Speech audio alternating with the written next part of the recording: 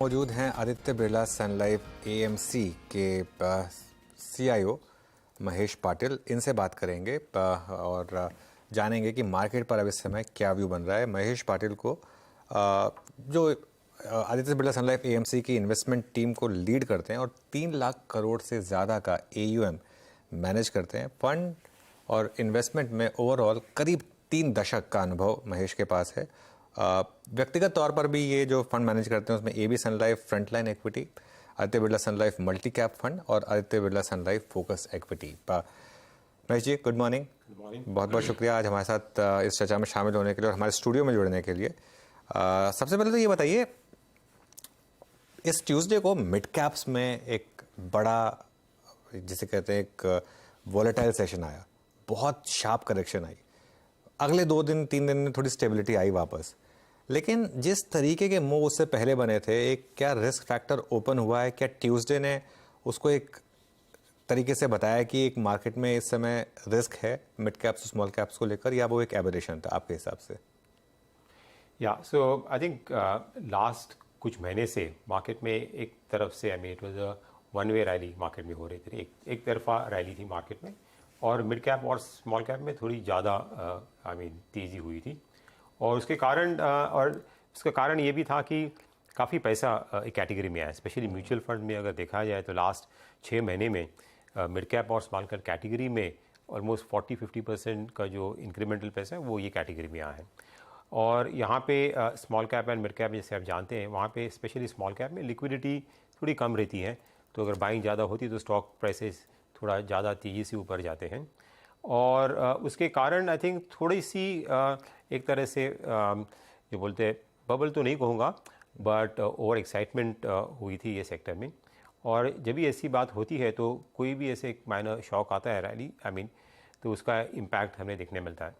But overall I think जो direction है market की, वो मुझे लगता है कि उससे कुछ ज़्यादा उसमें कुछ चेंज होने की ज़रूरत नहीं है यहाँ से, बिकॉज़ ये जो mid cap and small cap जो सेक्टर है उसकी जो ग्रोथ है और अर्निंग्स ग्रोथ है वो ज़्यादातर डोमेस्टिक इकोनॉमी के ऊपर लिंक रहती है, और वहाँ पे आउटलुक काफ़ी स्टेडी और अच्छा है। लॉन्ग टर्म आउटलुक काफ़ी सेक्टर्स इकोनॉमी में है वो अच्छे कर रहे हैं। हालांकि प्री कोविड में कुछ ही सेक्टर, चुनिंदा सेक्टर अच्छे कर रहे थे। अभी काफ़ी sector, consumer sector, capital good sector, investment cycle, real estate sector, right, so सभी सेक्टर में हमें आउटलुक इम्प्रूव होते हुए दिख रहा है। और उसके कारण ऐसा लग रहा है कि मिड कैप, स्मॉल कैप और इवन ब्रॉडर मार्केट की अर्निंग्स ग्रोथ अच्छी रहेगी, और मिड और स्मॉल कैप में जो कंपनीज़ हैं उनकी जो अर्निंग्स ग्रोथ है वो थोड़ी बेहतर हो सकती है। सो हालांकि जो शार्प रैली हुई है लास्ट 6 महीने में, उसके कारण शॉर्ट टर्म में वैल्यूएशंस थोड़े आपको महंगे लगेंगे वहाँ पे। उसके कारण स्वाभाविक है कि मार्केट में कुछ अगर रिस्क ऑफ होती है तो यहाँ पे ज़्यादा करेक्शन आ सकती है। बट मुझे नहीं लगता है कि जो ब्रॉडर डायरेक्शन है मार्केट की और मिड एंड स्मॉल कैप की, उसमें कुछ चेंज होने की ज़रूरत है। यहाँ से mid and small cap sector में आपको खाली केयरफुल रहना पड़ेगा। जो स्टॉक्स ज़्यादा चले नहीं हैं, यहाँ पे वैल्यूएशंस ठीक ठाक है, आई थिंक वहाँ पे अगर फोकस करें तो अपॉर्चुनिटीज़ इस सेक्टर में अभी भी हैं। सो मैं करूँगा कि ये एक शॉर्ट टर्म एक मार्केट के लिए एबरेशन बोलूँगा, यार एक तरह से एक अलार्म कॉल है, राइट, कि आपको थोड़ा सा मोमेंटम में आपको जाना नहीं है, right, price reaction, because stocks हम देखते हैं कि वो 5-10% भी एक साथ एक दिन में मूव होते हैं। अब वेट करो, ओके, अच्छी कंपनीज़ के ऊपर है, बैठे रहो।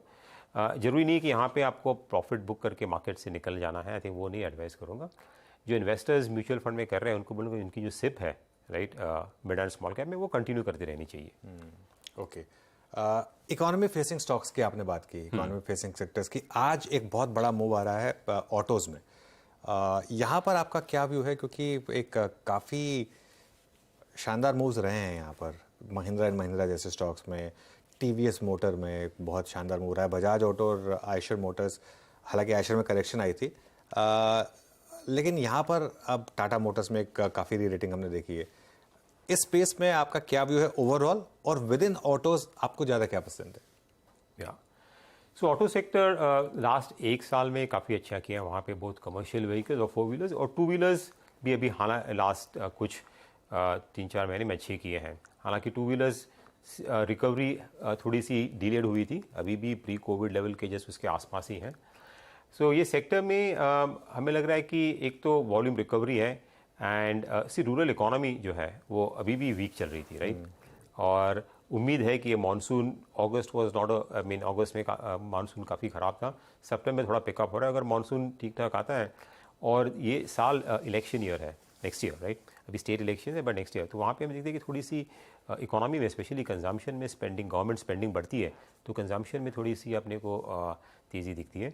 सो और फेस्टिव सीज़न भी अक्टूबर नवंबर में आएगा। आई थिंक ये टाइम फेस्टिव सीजन थोड़ा डिलेड था, उसके कारण आई थिंक इम्पॉर्टेंट रहेगा कि ये फेस्टिव सीज़न कैसे आई मीन कैसी डिमांड रिकवरी लेके आता है, उसके ऊपर सस्टेनेबिलिटी रहेगी।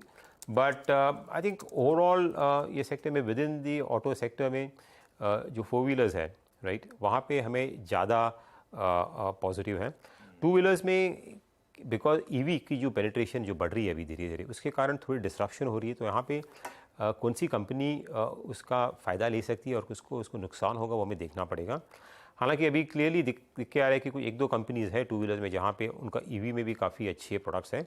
आई थिंक वो कंपनीज़ को एक तरफ से प्रोटेक्शन होगा कि अगर मार्केट शेयर ईवी में इंक्रीज़ होती है तो उनका भी वहाँ पे प्रेजेंस हो सकता है। सो टू व्हीलर्स में ओवरऑल वैल्यूएशंस थोड़े से कंफर्टेबल हैं और वहाँ पे उम्मीद है कि अपना रूरल इकोनॉमी रिकवरी तो वहाँ पे ज़्यादा तेज़ी आ सकती है। सो ओवरऑल सेक्टर में हम लोग हमारा व्यू न्यूट्रल है, बिकॉज वैल्यूएशंस जो है स्पेशली फोर व्हीलर्स और कमर्शियल व्हीकल में काफ़ी स्टॉक्स चल गए हैं। बट आई मीन ऐसा कुछ डरने की बात नहीं है। आई थिंक इंटरेस्ट रेट्स अभी पीक है, आगे जाके नेक्स्ट इंटरेस्ट रेट्स कम होंगे तो again that would benefit auto sector के लिए। ओके महेश जी, इस बार के मूव में एक और चीज़ काफ़ी महत्वपूर्ण रही। अगर आप पिछले 3 महीने को देखें, बहुत सारे हमने इंस्टेंसेस में कुछ पी प्लेयर्स के कुछ इंस्टीट्यूशनल एग्जिट्स देखे स्टॉक्स में से, कहीं कहीं तो पूरा का पूरा प्रमोटर एग्जिट कर गया। फॉर इंस्टेंस कोफोर्ज, आपने इसको कितना अलार्मिंग माना या नहीं माना? क्योंकि ब्लॉक विंडो में तो सारी की सारी सप्लाई एब्जॉर्ब हो गई। आपका व्यू ऐसे स्टॉक्स पे, एक उदाहरण के तौर पे मैं कोफोर्ज को यहाँ पे रख रहा हूँ। सो अगेन हमें देखना पड़ेगा कि काफ़ी कंपनी दो तरह के प्रमोटर्स है, राइट। कुछ कंपनीज में पी इन्वेस्टर्स है, राइट, जो काफ़ी पहले आए थे, कुछ 5, 6, 7, 8 साल पहले आए थे और वहाँ पे उन्होंने कंपनी में टर्न अराउंड की। और पी इन्वेस्टर जो है तो उनका एक फ़ंड का होराइजन रहता है, टाइम होराइजन रहता है, राइट, ओके, 7 साल, 8 साल या 9 साल। तो उनको एग्जिट तो लेनी पड़ती है बिकॉज वो फंड जब भी क्लोज होता है तो दे हैव टू एग्जिट। सो उसमें हम लोग ज़्यादा ये नहीं देखेंगे कि वो प्रमोटर और जो पी इन्वेस्टर बेच रहा है वो आई मीन नेगेटिव तरीके से देखते हैं। हालांकि और कुछ कंपनीज़ में काफ़ी मात्रा में टर्न अराउंड किए हैं पी इन्वेस्टर ने और आई थिंक तो वो कंपनीज़ को जब भी देखते हैं, राइट, जहाँ पे पी इन्वेस्टर्स या प्रमोटर एग्जिट कर रहे हैं तो हमें थोड़ी सी केयरफुल रहना चाहिए। बिकॉज हम लोग सोचते हैं कि बस अगर प्रमोटर अगर है इतने साल से तो क्यों बेच रहा है, बिकॉज उसमें उसको ज़्यादा इन्फॉर्मेशन होनी चाहिए। आई मीन ऐसा हमारा मानना हो सकता है, right, because he knows the company much better. तो उसमें खाली थोड़ी सी आई मीन सावधानी रखनी चाहिए, थोड़ा ज़्यादा उसमें केयरफुल होना चाहिए कि क्या रीजंस के लिए प्रमोटर बेच रहे हैं। और कुछ ऐसे नहीं कि हम लोग कंपनीज़ को टॉप के लेवल पे देख रहे हैं जहाँ पे अभी सब कुछ अच्छा हो गया है, वैल्यूएशंस है। सो थोड़ी सावधानी बरतनी चाहिए। बट ऐसे कुछ जो एग्जिट्स है नॉर्मली, जैसे मैंने पी इन्वेस्टर का, वहाँ पे तो नॉर्मल प्रोसेस है, उसे ज़्यादा कुछ डीपर मीनिंग उसमें देखना नहीं चाहिए। Okay your point taken sir. अच्छा, पेंट पर सर आपका व्यू क्या है? क्योंकि मतलब पिछले 10-15 साल का सबसे बड़ा वेल्थ क्रिएटर हमारा इस स्पेस से भी रहा है एशियन पेंट्स, बट बहुत सारे इंस्टीट्यूशनल व्यू ये आ रहे हैं कि अब वो पेंट्स पे अंडरवेट हैं। एक तो कंपटीशन काफ़ी बढ़ गया है यहाँ पे, और specially when crude is at 94। आपका व्यू यहाँ पे है क्या सर इस पे, पेंट्स पे? सो ओवरऑल पेंट सेक्टर और बिल्डिंग मटेरियल्स जो स्पेस है, राइट, वहाँ पे हमारा व्यू पॉजिटिव है। I mean as a top down view, because real estate sector में काफ़ी अच्छी ग्रोथ है, इन्वेंट्री लेवल्स लो है। So as a growth in sector outlook is good. But there are paint sector में जैसे आपने बात की, वहाँ पे दो क्राइटेरिया है। एक तो क्रूड ऑयल प्राइसेस जिसका इम्पैक्ट मार्जिन्स पे होगा, तो रिसेंट रैली देखिए क्रूड में हम लोग ने अराउंड $80 से ऑलमोस्ट $100 के आसपास पहुँच गया, $95। तो वहाँ पे मार्जिन प्रेशर हो सकता है। और मोर इम्पॉर्टेंटली आई थिंक ये स्पेस में थोड़ी कॉम्पिटिटिव इंटेंसिटी बढ़ने की अपेक्षा है, बिकॉज एक लार्ज प्लेयर ये मार्केट में आ रहा है। तो उसके कारण थोड़ी सी नर्वसनेस है कि क्या इम्पैक्ट होगा मार्केट शेयर में और मार्जिन्स में। तो इसके कारण हमारा व्यू सेक्टर पे इतना पॉजिटिव नहीं है। हालांकि building materials as a category जो है वहाँ पे हम लोग पॉजिटिव है। तो देखेंगे कि नेक्स्ट 6 महीने में और 1 साल में ये कॉम्पिटिटिव लैंडस्केप कहाँ पे सेटल डाउन होता है, उसके बाद उसकी सेक्टर के ऊपर व्यू को ले सकते हैं। हालांकि सेक्टर अच्छा ही है। आई मीन ओवरऑल कंपनीज़ की जो रिटर्न रेशियोज़ है, कैश फ्लो जनरेशन है, वो काफ़ी बेहतर है।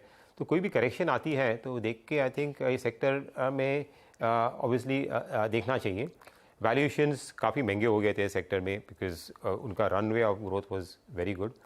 तो करेक्शन में अगर ये सेक्टर में मिलता है नीचे तो डेफिनेटली हमें देखना चाहिए, लॉन्ग टर्म आउटलुक ये सेक्टर काफ़ी अच्छा है। ओके, केमिकल्स में क्या अप्रोच बन रही है अब? क्या आपके पोर्टफोलियो में है केमिकल स्टॉक्स? रीसेंट करेक्शन जो आई थी उसको किस तरीके से देखा आपने? सो केमिकल सेक्टर लास्ट 1 साल में काफ़ी कंसोलिडेट किया है और स्टॉक्स इतने चले नहीं हैं, उसके पहले काफ़ी चले थे। सो केमिकल सेक्टर में एक तो शॉर्ट टर्म व्यू और एक लॉन्ग टर्म व्यू, राइट। तो शॉर्ट टर्म में लास्ट कुछ 6 महीने से देखा कि लास्ट ईयर जो डिमांड की अपेक्षा थी उसके कारण काफ़ी प्रोडक्शन हुआ था, तो इन्वेंट्री काफ़ी बिल्डअप हुई थी सिस्टम में। और चाइना में भी जब ये ओपन हुआ, राइट, तो वहाँ पे प्रोडक्शन चालू हुआ। तो अभी जो फेज़ चल रहा है यहाँ पे एक इन्वेंट्री डीस्टॉकिंग जो बोलते हैं ना, इन्वेंट्री करेक्शन फेज़, और इसलिए वॉल्यूम ग्रोथ थोड़ी वीक है। और इससे कारण हमने देखा है कि केमिकल कंपनीज़ में कुछ कंसोलिडेशन है। बट आई थिंक एक दो क्वार्टर का फिनोमेनन है। जो सिस्टम में जो एक्सेस इन्वेंट्री है वो करेक्ट हो जाएगी। और structurally I think chemical, speciality chemical specially जो है, नॉट कमोडिटीज़, राइट, इसमें 2 कैटेगरीज है। स्पेशलिटी केमिकल्स में आई थिंक इंडिया की जो मार्केट शेयर गेन की जो स्टोरी है, राइट, चाइना +1 की, राइट, चाइना से जो मार्केट, बिकॉज अभी भी इंडियन कंपनीज़ का जो ग्लोबल ट्रेड में है अराउंड 4% है, चाइना का मार्केट जो ट्रेड है वो लगभग 25-30% है। आई थिंक वो गेन रहेगा। और कंपनीज़ भी, जो मेजर कंपनीज़ है वो भी अपना कैपेक्स जो है वो रोक नहीं रही है, वो कर रही है। सो आई थिंक एक ये कंसोलिडेशन फेज़ हो रहा है सेक्टर में। I think medium to long term view से आई थिंक वो सेक्टर पे आउटलुक आई थिंक 1-2 क्वार्टर के बाद इंप्रूव होना चाहिए। तो I think this is a good time to I think accumulate in the good paint stock, जो स्पेशलिटी, जो R&D कर रहे हैं, और स्पेशलिटी केमिकल्स में। कमोडिटीज़ में ऊपर नीचे होते रहेंगे, वहाँ पे आई थिंक हमें इतने ज़्यादा शॉर्ट टर्म में शायद थोड़ा वापस कुछ क्रंच हो रही है, some commodity prices are going up, but वो टैक्टिकल होगा। But speciality chemicals I think next 1-2 quarter का अच्छा मौका मिलेगा आपको। Okay, speciality chemicals. PSUs में इस समय क्या व्यू बन रहा है? खासतौर से मुझे आपका व्यू चाहिए PSU बैंकों में, जहाँ पर एक फ्रेश ब्रेकआउट देखने को मिला है। सो PSU बैंक्स में आई मीन अभी का जो साइकिल चल रहा है, माहौल, आई मीन वो सबसे बढ़िया है, both in terms of growth, credit growth अच्छी है, और क्रेडिट कॉस्ट जो बोलते हैं, बिकॉज PSU बैंक्स में सबसे ज़्यादा इम्पैक्ट उसका रहता है, वो काफ़ी कम है। और इसके कारण काफ़ी PSU बैंक्स के जो ROE है और ROA जो बात करते हैं वो काफ़ी अच्छे होकर आ रही है। और हमने देखा है कि बैंक्स में लास्ट 1 साल में री-रेट तो काफ़ी हो गए हैं, कुछ बैंक्स अभी भी बुक वैल्यू के नीचे हैं। सो यहाँ पे एक साइकिल अच्छी तरह से जा रहा है, और कुछ PSU बैंक्स काफ़ी इम्प्रूवमेंट हो रही है उनकी मैनेजमेंट के साइड पे, जहाँ पे वेल कैपिटलाइज है ऑलरेडी, राइट, कैपिटल अच्छा है। आई थिंक वो ठीक ठाक कर सकते हैं यहाँ से। हालांकि आई थिंक जो बड़ी री रेटिंग होनी थी PSU बैंक्स में वो मेरे हिसाब से काफ़ी हद तक हो गई है। यहाँ पे हमें केयरफुल रहना पड़ेगा कि जो बैंक्स में मैनेजमेंट के ऊपर अपर कॉन्फिडेंस है, जो बैंक्स थोड़ा टेक्नोलॉजी की तरफ भी मूव करें, बिकॉज वो शिफ्ट PSU बैंक्स काफ़ी उसके लैग कर रहे थे, और वेल कैपिटलाइज है, राइट। आई थिंक वैसे बैंक्स में फोकस करना चाहिए, because I think overall longer term trend जो हमें लग रहा है कि प्राइवेट बैंक्स जो है, राइट, वो market share continue to gain करते रहेंगे। बट कुछ चुनिंदे PSU बैंक्स है जो वेल कैपिटल, जो मार्केट से कैपिटल रेस करते हैं, आई थिंक वो भी अच्छे कर सकते हैं। तो I would say PSU banks में अभी भी आउटलुक ठीक ही है, बट बड़ी रिटर्न यहाँ से जो अपेक्षा अपने को लास्ट मिलती है वो आई थिंक मॉडरेट करनी चाहिए यहाँ से। ओके, एक बात आपसे पूछना चाहूँगा महेश जी, अभी क्योंकि हमने बिल्डिंग मटेरियल का जिक्र किया, हमने पेंट्स की बातचीत की, अब मैं सीमेंट पे आना चाहूँगा, क्योंकि रियल स्टेट ही ऑलमोस्ट इस स्पेस का 60 to 65% कंज्यूम करता है। रियल एस्टेट अच्छा कर रहा है, आपका कंस्ट्रक्शन कैपिटल गुड्स अच्छा कर रहे हैं। मेरा आपसे व्यू सीमेंट पे है sir. UltraTech cement, the leader of the space, is at all time high. आपका सीमेंट पे व्यू क्या है? पिछले 2-3 महीने में कुछ प्राइस हाइक के इंस्टेंसेस हैं, अभी M&A की एक्टिविटी रिसेंट हाइस में, रिसेंट टाइम में पॉसिबल लग भी नहीं रही है। आपको क्या लग रहा है व्यू यहाँ पर, किस प्रकार से ये अगले 6 महीने सीमेंट के लिए रह सकते हैं? सीमेंट पे आपका टेक सर क्या है इस वक्त? तो सीमेंट सेक्टर में अभी जो न्यूज़ फ्लो जो है थोड़ी इम्प्रूव हो रही है। एक तो दो तरफ से सीमेंट प्राइस, एक तो वॉल्यूम ग्रोथ है, राइट। सो वॉल्यूम ग्रोथ काफ़ी अच्छी है, डबल डिजिट में है, 10% के ऊपर है। I mean after a long time, बहुत सालों के बाद देखा है कि हमने 2 साल में सीमेंट की जो वॉल्यूम ग्रोथ है डबल डिजिट में हो रही है। और उसका कारण हमने देख रहे हैं कि अभी कुछ प्राइस इंक्रीजेज ली है सीमेंट कंपनीज ने। आई मीन लास्ट 1-2 क्वार्टर में मानसून की वजह से नॉर्मली डिप्रेस रहती है, अभी एक्टिविटी पिकअप होगी। और स्पेशली जो गवर्नमेंट प्रोजेक्ट्स है, आई मीन इलेक्शन के पहले हमें उसमें काफ़ी तेज़ी दिखती है एग्जीक्यूशन में, वो काफ़ी प्रोजेक्ट्स कंप्लीट करने की कोशिश करते हैं। उसके कारण सीमेंट का जो ओवरऑल डिमांड है वो काफ़ी अच्छा रहेगा अगले 6 महीने के लिए। और कंपनीज़ के नतीजे भी ठीक होंगे। रॉ मटेरियल साइज़ पे जो कॉस्ट बढ़ी थी, आई थिंक वो कोल कॉस्ट वगैरह, कोल प्राइसेस नीचे हालांकि अभी थोड़े ऊपर आ गए हैं, बट आई थिंक थोड़ा मार्जिन इंप्रूवमेंट स्कोप भी रहेगा। तो ओवरऑल आउटलुक अच्छा है। हालांकि स्टॉक्स चल गए हैं, वैल्यूएशंस फेयर जोन पे है, तो इसके कारण व्यू उस सेक्टर पे हमारा न्यूट्रल रहेगा, बट वहाँ पे अर्निंग्स अपग्रेड की गुंजाइश हो सकती है।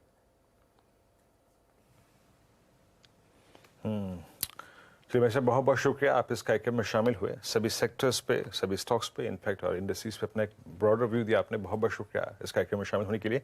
और सर, सप्ताह अंत की आपको शुभकामनाएं। Have a nice weekend.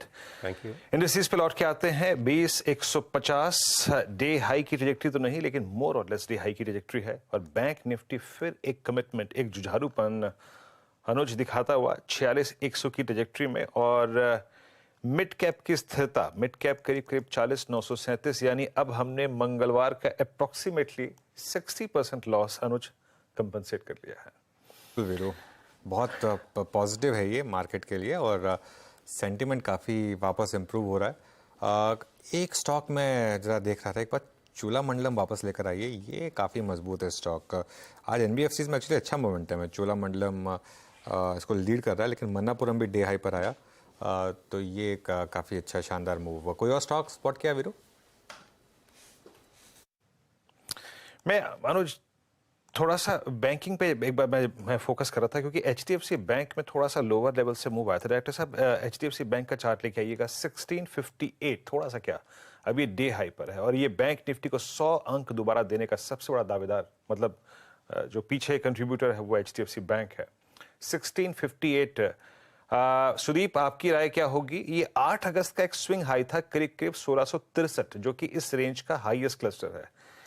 क्या उसको बाइसेक्ट करे तो ऊपर 1700 तक के क्लस्टर खुल जाएंगे? क्योंकि जो परसों की ऑप्शन एक्टिविटी थी उसमें 1660 की कॉल्स में एडिशन था, और 1700 की कॉल में काफी शॉर्ट कवरिंग भी थी। तो एग्जैक्टली उस दिन का प्राइस एक्शन मुझे याद आ रहा है। आपका व्यू HDFC बैंक पे क्या है इस वक्त? जी वीरू जी, मुझे ऐसा ही लग रहा है कि यहाँ से जो हिसाब से मोमेंटम HDFC बैंक में बना है, और ये बात हमें भूलनी नहीं चाहिए कि जब बैंक निफ्टी 10 दिन पहले वीक था, और HDFC बैंक ही वो पहला था जिसने पहले 2-3 दिन तेजी दिखाई थी। तो जैसा लग रहा है लीडर इज बैक, एंड यहाँ पे एक अच्छा मोमेंटम स्टॉक में बना हुआ है। स्टॉक अब पिछले 2-3 दिन से अपने 200 DMA के ऊपर भी सस्टेन कर रहा है, और साथ ही साथ हम एट द मनी कॉल्स में भी हम देख रहे हैं कि अनवाइंडिंग हो रही है।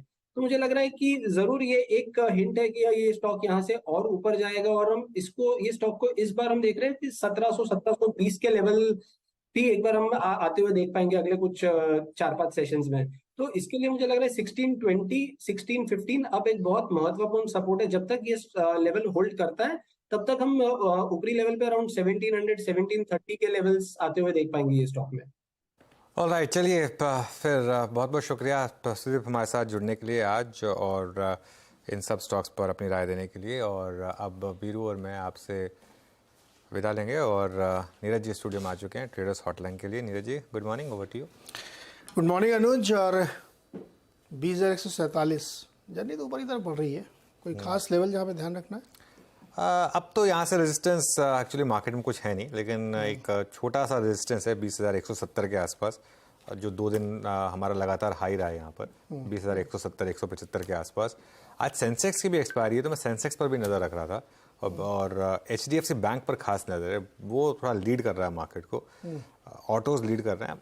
अच्छा है मूड मार्केट का, मिड कैप इंडेक्स अच्छा है मेरे ख्याल से। आज सेकेंड हाफ में नीरज जी मुझे लग रहा है कि हम 20,250 की तरफ भी बढ़ेंगे, पॉसिबल है। बिल्कुल पॉसिबल है, और मिड कैप में फिर से वही कहानी शुरू हो रही है। खैर बढ़िया है, मार्केट में बहुत अच्छी तेज़ी, और